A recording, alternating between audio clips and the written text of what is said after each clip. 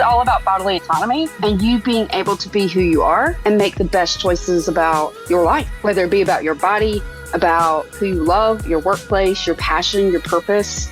It's about you getting to make that choice. That's Amber Hollowell, co-host of TransParents. I'm Kara Duffy, and this is the Powerful Ladies Podcast.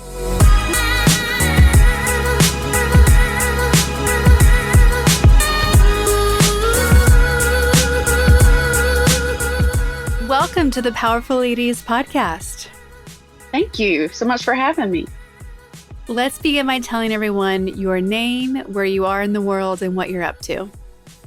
My name is Amber Hollowell, and I'm currently out of North Carolina. I'm probably about midway in the state on the southeast coast. And what I'm up to right now is really kind of building out. I've been building out for over a year now in TransParent, my own company that I'm slowly bringing people in. And we are trying to merge mental health. TransParents is mainly about transgender parents, about parents of either gender diverse or trans children, and parents who are struggling, so that we can help them support and embrace their children for who they really are. And that sometimes involves mental health, physical health. Like, there's a lot of different parameters that go into that. So when I was coming out of health advocacy and my own child came out, it kind of made me see a lot of gaps that we had within the healthcare professions and how children aren't supported. And a lot of times that starts at home. And we have a lot of rates with children and youth that we could improve if we just improve the relationship at home, the support system that they come from, and knowing that that is their safe space to be authentically themselves. So that's the mission. It's all about bodily autonomy and you being able to be who you are and make the best choices about your life, whether it be about your body, about who you love, about your workplace, your passion, your purpose. It's about you getting to make that choice for yourself. For people who are listening that don't know, what's the difference between gender diversity and trans? Transgender is typically the child themselves or adolescent, adult. Their body does not align with their gender identity. For gender diverse, that really is anybody who fits within the spectrum. And that can be non-binary, that can be agender, it can be two-spirited, it can be a lot of different, but it's pretty much anything outside the paradox of what we consider female or male. And that is wherever they want to land on that spectrum. And it's a spectrum because it changes, whether it be how they choose to represent themselves in their lives and how they change their opinion about themselves over time, just like we do, or really, it's really about just what they choose. Because I've seen a lot of people go from trans to non-binary, or you may have someone that starts off as non-binary who later realizes that they're trans. And that's, again, their individual perspective. And it's getting down to really helping them understand who they are and not us pushing who we want them to be. Prior to your child coming out to you, were you even thinking about trans advocacy? Where were you in the world of, trans rights and just being aware of it? Not really about trans rights. I was already very passionate about women's reproductive rights and bodily autonomy when it came to any healthcare choice. So whether it be death with dignity, whether it be experimental access for treatments for veterans, because at the current time, only in Bethesda, Maryland, could you get those treatments. And that meant a lot for a veteran if they lived in California, whether they could get to Maryland for a treatment. There was a lot of red tape there. Again, the death with dignity, there's a lot of red tape. Medicinal marijuana, there's a lot of red tape. And all these decisions are decisions that patients should be able to make with their physician, what's best for their bodies. And so I was already very passionate about that. And that was my lane already, the health advocacy and merging the mental health in with it. And then when my son came out, that's really kind of when I just kind of shifted the lens to look through his and was like, wait a minute, this is going to look much different for him. And then when I really looked at the nursing programs I'd gone through, what I had been taught, we really had not been taught anything on bodily autonomy for this whole community that were largely being ignored. And I had adult friends who were going into hospitals for regular procedures who were having a range of experiences that made me think, when my kid gets to that age, if he needs to have some kind of procedure, what is his treatment going to be like? And these were people in our local area and local hospitals. And that really, I think, just kind of solidified it. And then over the course of the last few years, with the political division, the gaslighting that has come out against the transgender community, I kind of knew there was no way I could be silent. I don't tell his story, but I definitely, it's about the other mom and I that joined together for our podcast. It's about making sure that everybody has the right for what's right for them. And as many people are out there saying parental rights, we also want to be able to help our children with our parental rights. And we have, and unfortunately, the division is such that anyone that disagrees with you doesn't want to have air or space to have an understanding, a conversation, to see where can we agree to disagree on this. Like, can you at least see them that they're a human being and they have a right to have access to care? They have a right to be themselves. They have a right not to be bullied. And I think what a lot of, unfortunately, people fail to understand right now is a lot of the legislation is just bullying. It really is. It's attacks on one specific community. And the largest problem we already had with this community was, unfortunately, their mental health. So someone who's being attacked from all corners, and now you're being told you don't have the right to exist. You're dishonorable just for choosing to be yourself if you're in the military. Having that stripped from you, really people targeting you to the point that they want your extinction. That's going to have a profound mental impact. And before we can even straighten out all the political dust, right, on what is actually going to stick and what's not, that impact's already done. Those people are already harmed. And we're traumatizing people in the name of healthcare, and healthcare is not supposed to traumatize. Well, I am shocked at how much political noise is being made for such a small population that usually bothers nobody else. Right? They don't. No, and like even the stat of, all this thing. I was a female athlete, an NCAA athlete, played in college. All this noise about trans women in sports and protecting women. I'm like, what are you talking about? Like, it's just so crazy to me. And the number, when they were saying like the number of trans athletes in the NCAA is less than the number of kids who have measles in Texas right now. Why are we talking about this? Like, right. I think like if you really want to evaluate it, look on a case by case basis. But it's like, why is this getting so much coverage? Why are people so worried about this? Especially when there's so much data in sports in particular about how being a part of a athletic team changes your life trajectory, changes your friendships, changes your confidence. Right.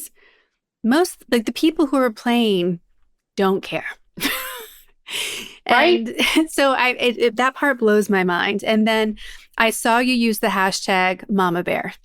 Mm-hmm. And have you seen the documentary? No, Mama Bears? no. And there's lots of Here's the problem with Mama Bear. Mama Bear got picked up by all these different groups, right? And I kind of moved a bit away from it because I started seeing parents using Mama Bear to keep anti-trans agenda away from my children. And I was just like, all right, no, that's not where Mama Bear came from. Mama Bear came from the trans community. It came from the LGBT community saying we're going to fight because these are our kids. And now they want to co-opt that language and take it as their own, which that's honestly every movement. I mean, to be perfectly honest, it really is. And I think, and when you talk about the sports, I think part of that is because the people who believe it don't know anyone who's trans. And they suck on to that because the second that you do know, you shift that language because you realize that they aren't there. In North Carolina, we passed a law last year that said that I believe it's middle school, high school, and collegiate cannot play. Trans women cannot play on women's teams, or girls and women's teams. Nothing about men, right? Or boys, only trans females.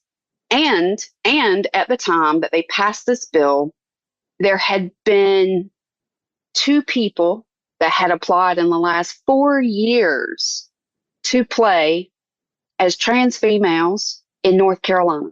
And by the time the bill passed, neither one of them were in school anymore. So we passed a bill. We made all this furor, all this heat, all this divisiveness, literally that went into place for no one. And what I wanted and what we pointed out a lot last year and kept trying to point out when we started the podcast, which when we kind of pulled out of that podcast in November of 2020, I guess 4, we knew that this year, we were going to be coming around to vote, or actually 2023, we knew we were coming around to a vote. We had like a year. And if we were going to get anywhere, we needed to just kind of start talking about it, to take down the temperature, to let people know that our kids were no different than anybody else. But what I'd almost started talking about a podcast that was political. And I was going to call it Bread and Circuses because there's a Latin term and I always forget the Latin translation of it. But pretty much in Roman times, they created this appeasement of the people where if they said, we give you bread, we'll let you throw a party, and everybody was happy. But in the meantime, the politicians were stripping away rights and taxing and taking away land. And people were busy partying and not paying any attention. And in a way, this is bread and circuses. This is their meat. They knew they couldn't go after gay rights anymore because we've become too accepting a society. So the thing that you could strike a match on and really light a fire under people were transgender. And we're going back into that biblical language of their evil and their satanic. In fact, I've seen it in just the last day or two. I think it's that a higher representative used those exact words, saying that they're satanic. And I'm over it. You do not get to push your religion onto my kid and use that to weaponize hate. Because number one, that's not what your religion stands for.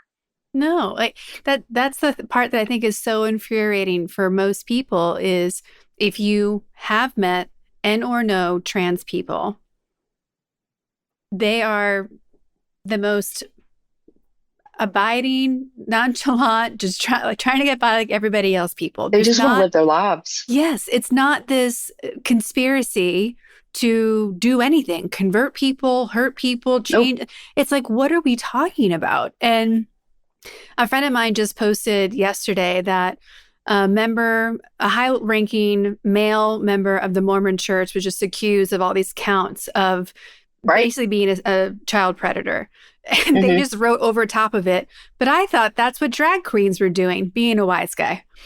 And it's like, why do we keep shining the light somewhere else? And instead of the people who actually commit the crimes. Yes, yes. And it's especially when it's about, to your point, of people having access to the healthcare they need, of people getting to dress however they want to dress. Like, why do we care? Being able to go to the bathroom they want to. Yes. Like, the biggest problem I have is, so we created, they went nuts and said, let's create laws that say that, you can't go into a bathroom with females. Okay.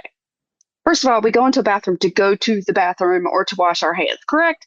So I don't care what the trans woman is doing in the bathroom with me. I feel safer in the bathroom with 50 trans women than 50 women. To be honest. But their excuses, but their reasoning is that they're creating these laws because trans women will attack women, right? It's an excuse to attack women. Okay. So on our show, we had pulled up, like when we did this as a topic, we pulled up the stats. There have been 0 people arrested as trans female for going into a female bathroom for ever assaulting a female. Ever. There's never been one occurrence. Now, do you know how many women have been attacked by men in a bathroom? And do you know how many laws have been created that say that men can't go into female bathrooms? 0.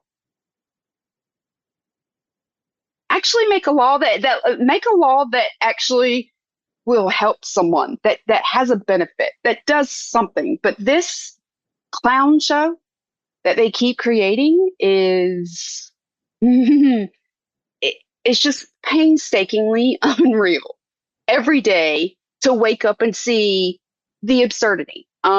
We have not, because I've had healthy reasons. We kind of had taken about a month off of Transparent, but I have a doctor from the UK that is going to be coming on who actually lost her license when the CAS review was put out in the UK because she practiced and supported gender affirming youth. So they revoked her license, saying that it went against the CAS review. And then when that was overturned and they gave her back her license, they changed the licensing requirements. So now, even with the licensing requirement, she still can't treat them. And the CAS review is what our GOP picked up and then started using as an excuse for every anti-trans legislation that has been pushed forward in the US in the last 2 years, until this past following week when Trump put out what? His own version of the CAS review. So I'm pretty sure when Dr. Weberly comes on, a few of the episodes are going to deconstruct the CAS review from her point and how they affected her. And then a few are going to be comparing it to what the current president just put out, because I'm sure it's even more nuts. And I'll be honest, I don't look at all of it. I look at what I need to look at, and executive orders are not laws. You do have to worry about whether or not your state or your facility or agency is going to follow those laws, but they're not laws yet. And I believe that a lot of what he's written won't pass law. So I refuse to let that man enrage me. I refuse to let him scare me, because that's what they want. They want us scared so that we'll be quiet, so that we'll look away. And honestly, so trans people will go back in the closet. And my kid's not going back in the closet. And Jimmy's kid, my co-host, we've said it. Our kids aren't going back in the closet because they've come up in a time where gay rights was being accepted and been like, well, if they're accepted, then I can be accepted. And this generation is not a generation that goes back in a box. Yeah. They won't. Well, and there has been quite a few stories kind of going through the internet about how you ask someone who's in Gen Z, Gen Alpha, their opinion on this thing, and it's like, why are you even asking me this question? Like what does it have to do with you? Right. Or what does it have to do with me? And that's their opinion of it. Like, all my children are in the, I guess, I don't even know what they are. That's sad to say, but 24, 25, and 27. And my trans son is 27. And when I look at them, but even in school, they were kind of like, no, we refuse. Like my youngest child, or she had a classmate that was trans. And they were kind of like, no, in fact, they had screwed up something with like the agenda, the announcement for graduation, and put their dead name in it. And the entire class, they don't come in, and we're like all waiting for them to come in. And the thing is the whole class was pretty much revolting. And like, if you're going to use their dead name, not a single one of us are going out there to make sure that they used their correct name, because they weren't going to stand for that. And that's what I told people. I was like, this generation, man, they kind of lock arms, and it's or at least my children and their classmates, these were the type of kids, and they just weren't going to let you run over anyone. Because if you ran over one, you could come after anybody else, and they weren't going to stand for it. And I hate it for them, because they're looking at our government and going, aren't y'all supposed to be the adults? I mean, really, really. I mean, my kids are just like, y'all lost your minds. I don't even like, what is this? And my 3 kids don't want children for that reason. We have no idea what is going to be here in 40 years for our kids. We're not setting ourselves up for that. Which, I'll be honest, at grandpuppies, I'm perfectly okay with grandpuppies, the love dogs. So I'm fine with that. That's their choice. That's their choice. But they're looking at what is ahead and going, you guys are dinosaurs making laws for people, and y'all aren't going to be here, and they're going to impact us.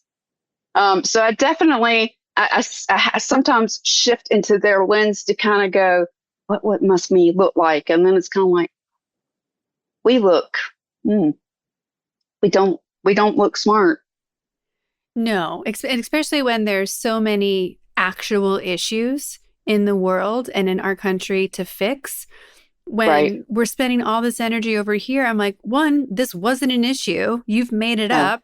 And two, like, what about women who are dying in childbirth? What about the kids who aren't getting lunch or breakfast or food in Right. general? Like, we have Right. actual things to solve.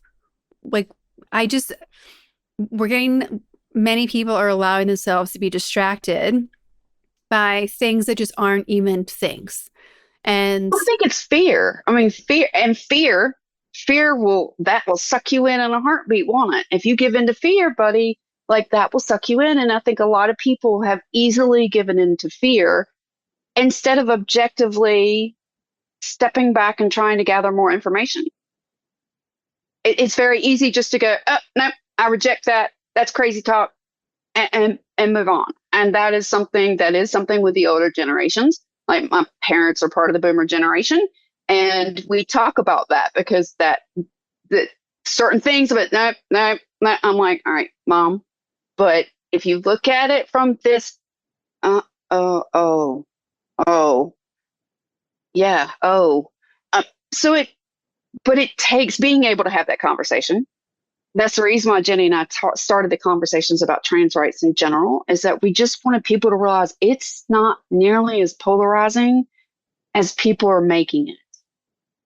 Kids want health care. Adults want health care.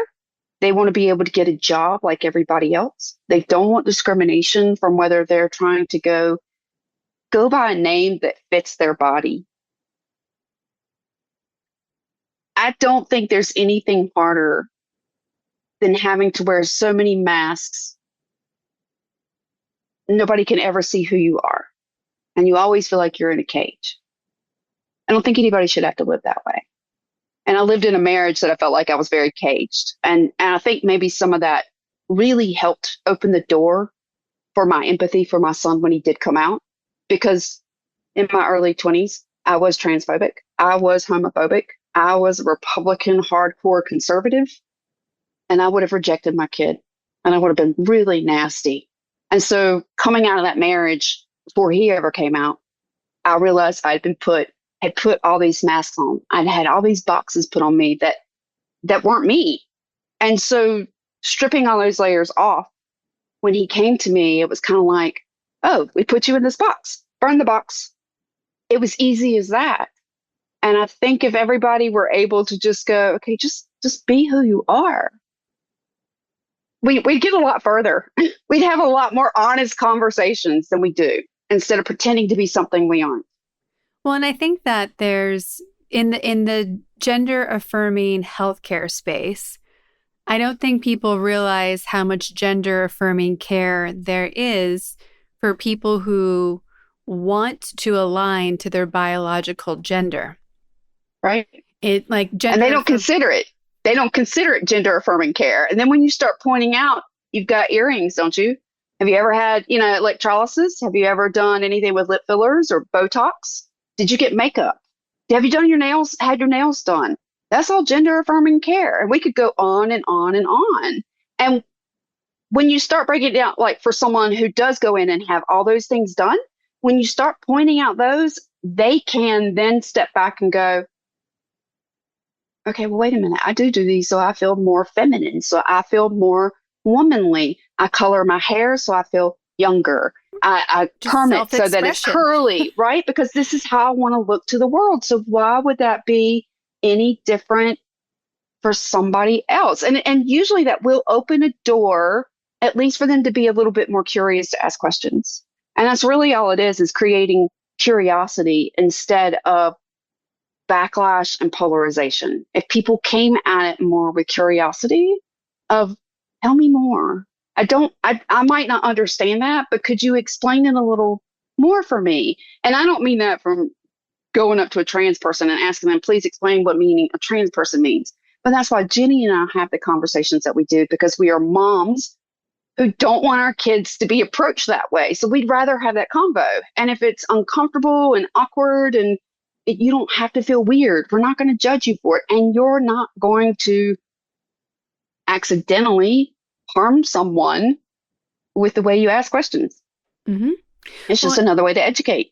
Well, and the other big topic that, isn't getting enough attention, people are talking about it more now, but even just like menopause and talking about that, like all the shots you might have to get for estrogen or men even getting testosterone shots, like that's still gender affirming care. Right. And I think people are forgetting what it all includes. Like, well, I mean, it was like Roe versus Wade, pulling back the pill. And it wasn't just about abortion care. That was the safest medication that we have used for decades across the entire US to treat miscarriage.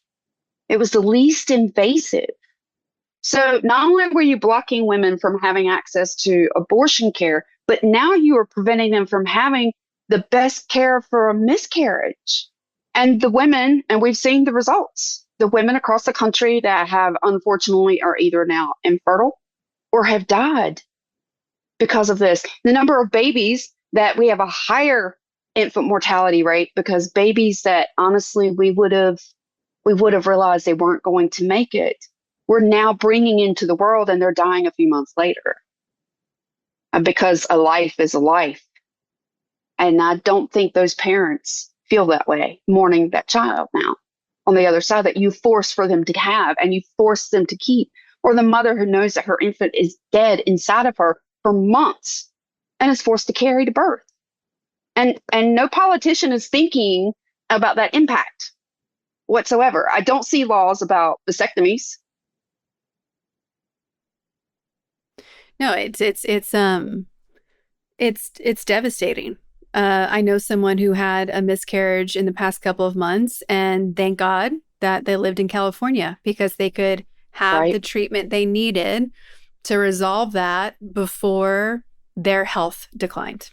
Right. And I was even surprised with Supreme Court, the EMTALA.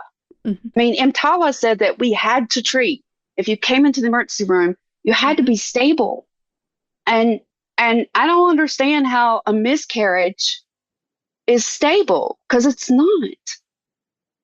And somehow our lives are now once again scrubbed. But we could be here all day on that one, because I'd go back all the way back to the Declaration of Independence and how that didn't fit about 3/4 of us. So we have the Constitution. A lot of things should be rewritten and updated because they don't include everyone. And when we don't include everyone, lots of people get left out. Yes. Yep. And a lot of people are thinking they're included right now. And I'm like, I don't think you realize you're not. You're not. You're not. It's not we the people, guys. Yeah. Not currently. They want to separate and divide. And that was part of the goal.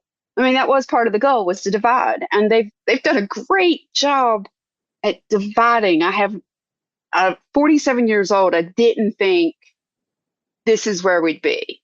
Like, after living through 9/11 as a young mom and seeing all that, and my ex-husband had been military and just gotten out of military. He actually went back looking to go back in. And the only way they would send him was special forces, because we had 3 young kids. And we were like, you know where you're going? No. And so he didn't. But that coming together that we did as a nation, and now looking at us, granted, what I was envisioning and seeing happen 9/11 wasn't completely what we all learned later on. But at the same time, looking at it now, I never imagined that we'd be as divided as we are, that we can't even have a conversation. And we used to have Republicans and Democrats that could talk to each other across the aisle, respected each other. Sat, even in like my state, you could go downtown, and right outside the Capitol, there was this popular barbecue place that everybody would go in and sit. And it was not uncommon to see both parties sitting at the same table, eating lunch together. And you won't find that now. it's bad. Like if we can't get our congressmen to have the conversation, if we won't have the conversation, how do we expect to make this better?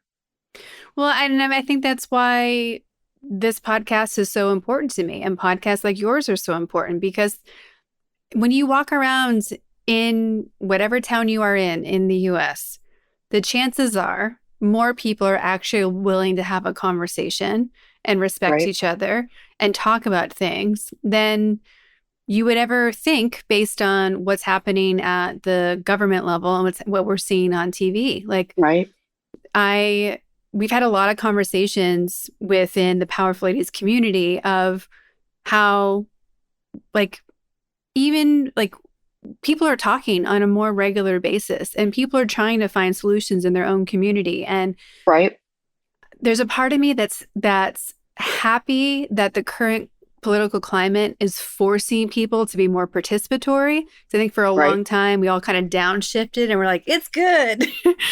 And I don't that's have to not worry about that. We're great. Things are going great. yeah, and that's just not No, how a democracy works. right, And I know for myself that it's a weird time to be in, I think, when I have like seeing the new pope be chosen made me feel more hopeful right, than knowing who's leading our country right now. And I'm like, this is bizarre. I've never really cared who the pope was before. right, right. Well, no, that is a very like what is what just happened? What happened here? A bizarro world. Like we went into the Twilight Zone or something. Like did I just slip back into the 80s? I'm not sure what happened. And it very much is where, and I think part of that too, though, is we've shifted into this all-knowing environment, all information environment, right? Social media, because we have instant access to things that, granted, 80s, 90s, this was not the way things were. And now you know things like automatically. And it's not just automatically here, it's automatically globally. So everybody knows what's going on. And so, yeah, to see a pope that comes in who is like the last one, who is more empathic than the leader of our country, than our Supreme Court, than the majority of our Congress. And yet, all three of those bodies tend to lean into religion as their reasoning for every legislation ruling that they do. But it doesn't embody the church. Yeah, people still go for it. And I'm just like I'm spiritual, guys. I'm not religious. I'm spiritual. Like I had to walk away from my own because I just felt like it was indoctrination. Yeah. Well, and that's why, like, there's also a couple of, it happens to be a lot of men that I've found, but there's a lot of influencers on social media who were going through the path to become a pastor and to lead some of these churches. And they went, wait, hold on, what did you just say? And they've kind of right turned and they're kind of taking back the original teachings and Right, talking about the contrast between what's being done and what's actually written down. And like, just right, not like, how did the values get thrown out the window? Because it's, and to your point of like wanting to claim it in places where you're like, that is completely bastardizing what right. What it the meant. the purpose of it. Yes. My And so, stepfather, his first degree is in seminary. yeah. And he went out actually to become an educator, a math teacher instead. And so he teaches high school math, but he's constantly posting things on his Facebook, right? About this does not represent the teachings and what and he doesn't he has a few and they're more left leaning that typically are sympathetic with his viewpoints. And the ones that push back on him tend to be right leaning. And they will say that that's not what the Bible says or the church says. And I'm just kind of like, you're talking about the guy that went to seminary school. I don't know that I mess with him. Like he can read Hebrew and Latin. Like he understands a bit more than you do. And he's looking at it from a historical perspective as well and taking the emotion out of it. And a lot of people And we tend to get very emotional about our religion here in the States. Um, Another reason why I just walked away from it, that just was way too much. I don't know. It just didn't feel right to me. I'm more about my own source now, my relationship with source, and that's where I sit from, than somebody's guidelines and Yeah, rule books, there's the relationship component, direct relationship versus right? the religion component, where we've got a bunch of who knows what kind of humans translating on our behalf. And I'm like, that seems weird, no matter what the religion is. Right, right. And they can manipulate and change that and bring forth the parts that they want and hold back the parts they don't want, depending on who it is and their opinion. And so, yeah, I'd much rather just rely on my own, and what will be will be. There's a big topic in the trans space where even people who are for allowing people to be trans and have those freedoms and have their space, a big point of contention is still a matter of at what point is it okay, usually age wise, for somebody to start doing gender affirming care. And this is a very controversial topic because the science says that we should start gender affirming care as soon as possible. And then there's a lot of conversations about kids change their minds. How do we know? Right, How do we right. know when they've really decided? So you being having these conversations every day, what perspective would you give to that debate? It's all about persistent, consistent. And the thing is so gender affirming care for somebody who typically is under the age of 12 looks like you let them dress the way they want, let them go by whatever name they want, and that's it. Let them be a child. If they don't feel that way, they're going to outgrow it. You don't say trans because of a trend. It's because you feel so incongruent with what you were born into that you have to speak up and step out of that because it's not who you are. And it's uncomfortable being treated as such. And I think for those that are worried about it, again, a lot of the gender affirming care, even when we go into the adolescent years, again, it's reversible. We don't do surgeries on minors or what I would say your adolescents. The most gender affirming care surgery for adolescents is actually breast reductions on males who are overweight, male teenagers who are overweight. Mm-hmm. And male But identifying there's no, but there's, yeah. right. And they Mm-hmm. identify as straight. But this is, so then people are like, I don't like gender affirming care. Okay, well, what about the 15-year-old that her mother decides or her parents decide that her nose needs to be fixed because she's being made fun of? She needs to fix her teeth. Or some of them get breast implants because they have no development whatsoever. All these things are, again, gender affirming care. So I don't, when people worry about it, like your kid is going to grow into who they're supposed to be. And if they continue to say, this isn't who I am, and you get to 14, 18, and they're still saying it, you can better believe it because they know themselves better than we do. And I think that's the part that we start going, oh, they have no idea what they're talking about. We don't live in their skin. Right. I've met 3-year-olds who were flat out, I am a girl, and never changed it, stuck to it 37 years later, but were born in the body opposite of it. But luckily, that child was born into a family that believed them and supported them.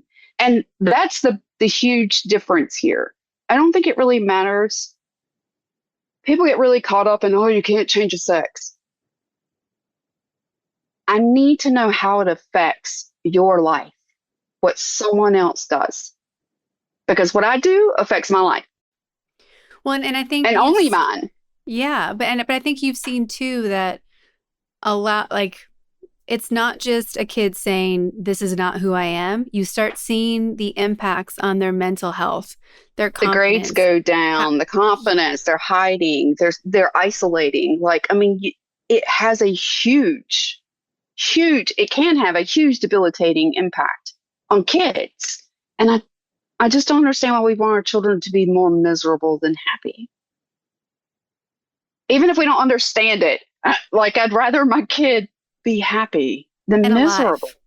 right? Alive is the Mhm. big one. Whatever it takes to stay alive. And I was a kid who struggled with depression. I struggled with suicidal ideation. I tried to take my life as a senior in high school. And coming from that, I've grown past that. But coming from that lens and knowing the hell I went through, I can't imagine. And I aligned. So when I look at kids now in this particular community, I can look at it and go, and if I didn't feel like I fit in my body, what further hell would that have felt like? And I don't want any kid to feel that hell. I don't want any human to feel the hell that I went through. That's one of the reasons why, again, mental health is important to me about people healing from their wounds. But we are creating more wounds and more trauma. We're not healing. And what's really scary about like the latest agenda out of the executive orders about conversion therapy and so forth are very damaging, extremely damaging. And there's never been one study that proves that conversion therapy has ever been helpful, ever. And yet we're going to do this to children in the name of saving them. Well, and it goes back and forth about the parental rights you're stepping on because, my opinion about my personal bodily autonomy is that, and this is also what rubs me with the religious component too, in regards to like women and abortion or choice, Right? is, you can go back through and look at all these different biblical stories if you want to, and find opportunities when God said, no, you should do this now, Right? versus no, you need to wait. And I don't understand why we're not trusting the people themselves with what they know, because no one makes big choices without talking to other people about it, thinking about it for a long time, meditating on it, praying on it. Like Right? there's a lot of processing that goes on before you make these pivotal life choices. Yeah, it's not like And you got up one morning and no. said, "Oh, I was straight yesterday, but I'm trans today." That doesn't happen. It doesn't happen Yeah. ever, ever, ever, ever. And even you just if in the whole process before it gets to any like gender affirming surgeries, there's usually, you can correct me, you're the expert, not me, but like usually there's you're talking to a psychologist or a therapist, you're talking to different doctors, you're talking like there are a It's a lot team, of steps. And so everybody wants to make sure that is this kid okay? Is this right? person okay? And not only that, that you're making the steps that we're taking, because it is a very, very individualized plan for everybody, but it's to make sure that the steps that are being taken are what's best for that individual, for their mental health, for their physical, for all of it. And like you were saying, like then we blur this line of parental rights. So parents of other people's children get to tell me what I get to do with mine. That doesn't make sense. You don't want me telling you the same thing. So it is. It's like, so who is it for? And it really just feels like a tattletale system. It feels like I'm out to get you. And honestly, that's what it is. It's a gotcha. They want a gotcha moment. That's what bullies do. But I feel like that comes from a very insecure place within them because they can't grasp it. And their fear, they're projecting, our president is projecting his fear into our executive orders. And that's what you can read across that. And when you look at the first several of his executive orders were about trans people, I can tell you one of his biggest fears is being in the room with a trans person. And I actually challenge, and not with Caitlyn Jenner, I challenge Trump to go into a room and sit down for 5 hours and have a conversation, like actually talk and listen to them with a trans person. And I don't know that he cares or even has I an don't think he opinion does. about most of this stuff. He's just I just think doing he's things. scared, I don't even think he's scared. I think he's just like, how can I stay in this power? How can I keep the money coming my way? What do you care about? Cool. I'll care about that today. I mean, right? I saw a thing flash up today where he said he suggested taxing billionaires in something and it immediately got shut down. Right? And I Because don't know. all of his buddies were on the phone, like, excuse me, Yeah. you So forgot we put you in there, right? yeah, I'm not sure how much is his opinion at all or thought Nope, process. nope. Um, we've been talking a lot about trans kids, and I want to take a second to talk about trans adults because Hmm. what I find fascinating is people who come out as trans when, age 30 and beyond, that people are still like, are you sure? And I just find it mystifying and comical at this point when you're like, no, for 47 years, I've decided to blow up the life I've built to make this Right, change because I'm not sure. And not right, that they should feel like it's getting blown up, but that's the choice they're making today. right. And that is to me insane. I do look at it's interesting.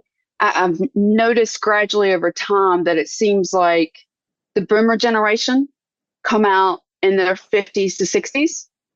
The Gen X come out 30, 40s.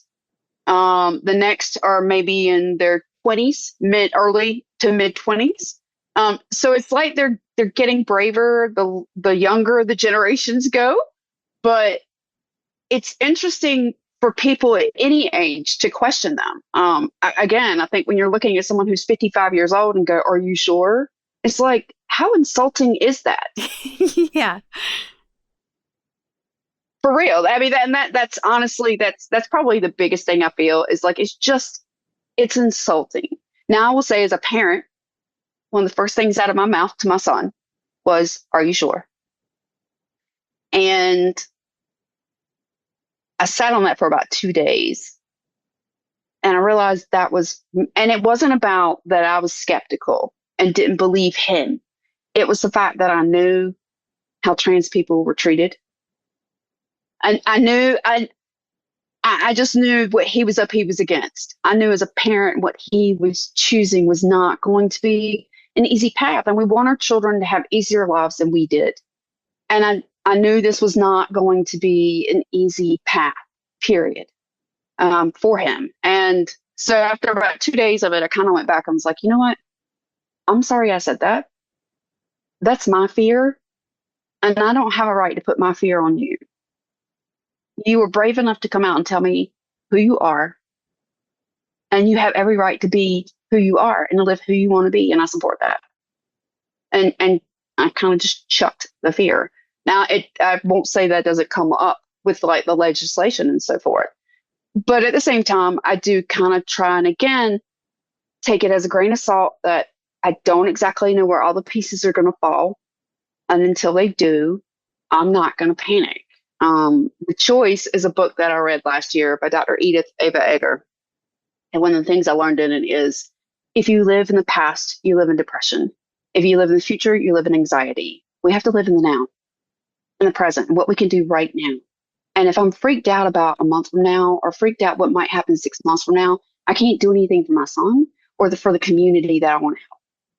And honestly, it doesn't help my headspace either, is to be in that place of fear and anxiety. So I choose to I get the information as it comes in and just kind of again process it and go, you know what? I'm just going to let I'll see where the pieces fall. And I'm prepared. Like I'm monitoring the situation and I'm prepared. I have my plans, ABC, what needs to happen. But at the same time, I'm not going to spiral out and panic about what ifs until we get there. And I think for parents of trans kids right now, I think that's really, really important and really for the trans community too, is not to let the fear, because that is what they want. They want us spinning out.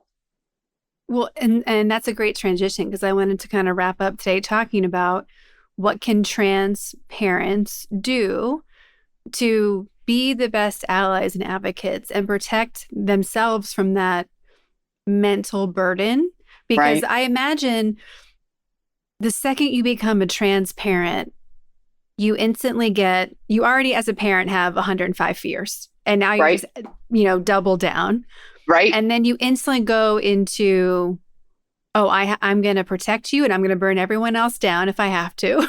Right. Right. The mama bear mode. Like my Yes. co-host says she's a honey badger and I'm a mama bear. I come out as a bear. Like, don't mess with my kid. We're good. We're golden. Like, I am just as peaceful, but you come after my kid and oh, I just took the gloves off. My shoes are off. I'm getting in my stance. Like, you better prepare.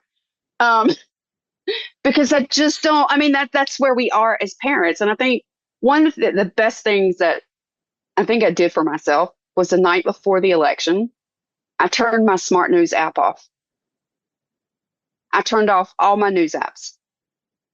I have a couple of organizations that I follow that keep track of legislation. And part of this is for my podcast too. But I know that they are following to the minute where the legislation is. And if you don't know and you're transparent, you want to go look for Erin, Erin, Reed, Reed. And she has a legislation tracker. She also has a Substack called Erin in the Morning, where you can get lots of information. And she follows every single piece of legislation in our country, explains it, breaks it down, and really applies it to the laws that are already in effect so that you can look at what is A, the agenda behind it, and B, what is the likelihood that this might pass? And it's not just that one off. Like, she stays with it, whether you're talking about their house, and whether it's state, whether it's federal, they keep a constant eye on that. And so I go to places that I know I can get fact, but I'm not really getting the emotion. And unfortunately, right now, with our media the way it is, our news apps the way they are, they're very emotion led. And so if you're reading something, ooh, you might get done with that article, and it's really hard to take away the emotion that that reporter put in it, that journalist put in it, when you just need to be looking at the facts. And so I really try and push out other people's opinions and stick with the facts. And that way it's easier for me to track. It's also easier for me to stay in my peace and stay grounded so I can keep doing what I need to do. Because if I spin out on all the what ifs, oh my gosh, you just put another bill and they're trying to rip this away. If I spin out every time we bring one of those, I think we've already done 800 this year. I'd be in no place mentally to help anybody else. And so you really have to figure out what is your best. And if it's going to a therapist, if your community base of friends are very supportive, if your church is very supportive, where you feel support, that's where you need to lean into. And that is better for your peace, your peace of mind right now, than trying to take on, oh, I got to pay attention to every piece of news article that's coming out right now because it's important. Because as an advocate, that's what I wanted to do at first. And then it was like, you know what, Amber, you can't do the world. You can't fix every problem. I can only do what I can do with what I have. That's it. And so learning that was, okay, pull back. Where are the facts? What can I do today to help? And that's it. And then every day, do what I can. And I think if we all kind of lead with that momentum, I'm hoping that makes a major difference, hopefully in the next 4 years. Because I don't want this to be another decade where we're fighting this to get, like we did for gay rights, to get to where gay marriage and adoption and all these things where they were legalized. I don't want that for my kid or for anybody in the honestly, the LGBT community. They should all have the same rights. But until we do, we keep plugging. And right now, that's the big one for me right now is trans rights, because they deserve to have the same bodily autonomy the rest of us do. There is no difference. Well, I have two more questions to wrap up for today. The first Mm-hmm. is, we ask everybody, where do you put yourself on the powerful lady scale? If 0 is average everyday human and 10 is the most powerful lady you can imagine, where would you rank yourself today and on an average day? I'm a 9 or 10 every day. I wake up 100%. I might not have the energy, the bandwidth to give for that for more than 3 hours that day, but I give every single thing I've got. And I learned a few years ago, I used to live in fear so much, and I shirked my fear a couple of years ago. And I live defiantly. Mhm. I refuse. I came up with this saying a couple of years ago. We can choose to let life to define our limits, or we can live in defiance and say there are none. And I don't have limits. I might not be able to reach what I want to today, but that's not a limit. I just Mhm. haven't stretched enough yet. I love that. Well, then our last question for today is for everybody who loves what you're saying, wants to support you, follow you, connect with you. Where can they find, follow, and do all those things? Okay, I'm on LinkedIn. You can find Amber Hollowell, but I believe if you want to follow the company Transparent, you'd have to look for Transparent and the number 2. And Mhm. it's written like transparent, the word TRANSPARENT. If you're looking for the podcast, we're on Spotify at Transparents with an S on the end of it, Transparents Live, and on YouTube we're at Transparents Live. And so it's the same episode, but whether we have the video version that you can go watch or we have Mhm. the audio on Spotify. And then we do load those up on TikTok as well. And you can follow me there on Moonchild77. And my co-host, Jenny, is Trans Loving Mama. And so we just really trying on there. She is much more active on TikTok. I love her to pieces. I wish I had that energy. And I'm trying to get back to that point, but she is on there quite a bit. And we really just try and support the trans community as much as we can, trans creators, um, whether it be parents who are looking for questions, whether it be educators. We've had people in the healthcare community come on lives and ask us questions like how do they support their patients better? Because there is a gap in all of this. There's a gap in the Mhm. education. That's another part of the healthcare piece I'm very passionate about because we don't teach how to uphold bodily autonomy for the LGBT community. We teach it for every other part. And that's the one gap. And so if we don't teach empathy, Yeah. then your healthcare professionals go on the floor with their bias and their discrimination. So you Mhm. have to teach it. And I did not realize that, but I learned that between two different nursing schools, dropping out to take care of my dad who had cancer, that was something one school taught empathy and the other one taught skill. And you needed both Yeah. to do what was right for your patient. Everything should be empathy led. Everything. Well, thank you so much for the work you're doing, for saying yes You're to welcome. me and the Powerful Ladies and sharing your perspective and wisdom and story today. Um, like I've told many people who've been on here, it means a lot. No, finding, women like you and your co-host who are holding up those different corners. 'Cause I think so many women today have such a big list of the things they're worried about, that Right. they want to see changes in, and we can't tackle everyone every day ourselves. And to know that you guys have that corner down and we can hold another one, and it Right. feels more collective and more manageable when Right.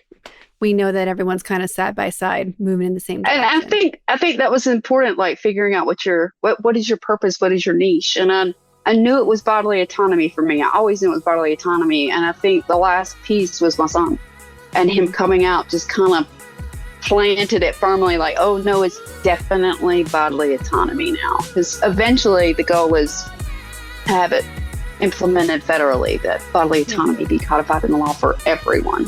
Thank you so much. You're welcome. Absolutely. Thank you for having me.